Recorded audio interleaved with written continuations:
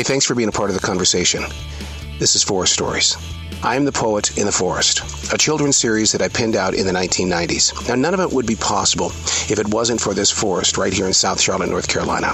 I talk about it so much that I thought maybe it's time that you get to know what has inspired me for 30 years. Thanks for being a part of the conversation. Welcome back to the forest. September 24th, my mother's birthday.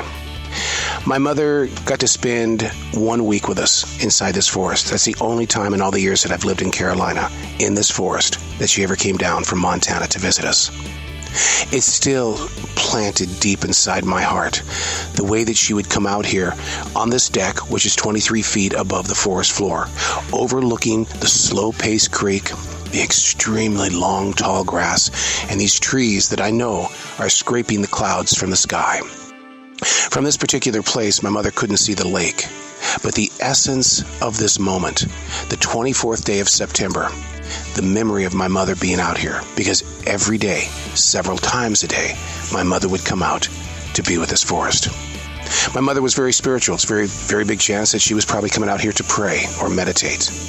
Maybe my mother was dealing with her own challenges in life. She grew up on the Powder River in Wyoming, a farming district. Very tough times back in those days because, you know what? They didn't have modern day technology like they do today.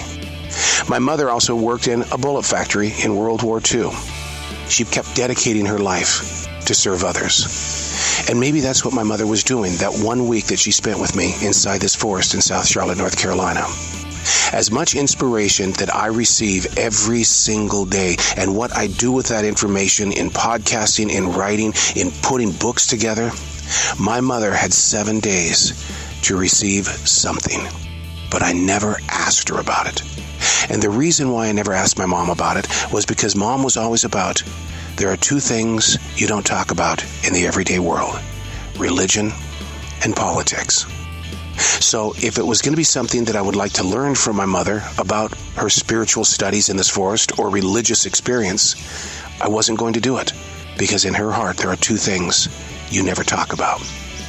So as I rest, find peace, solitude, I meditate on this deck 23 feet above the forest floor, overlooking this stream that's moving so slow to the lake.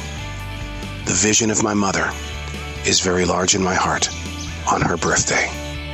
Hey, thanks for being a part of the conversation.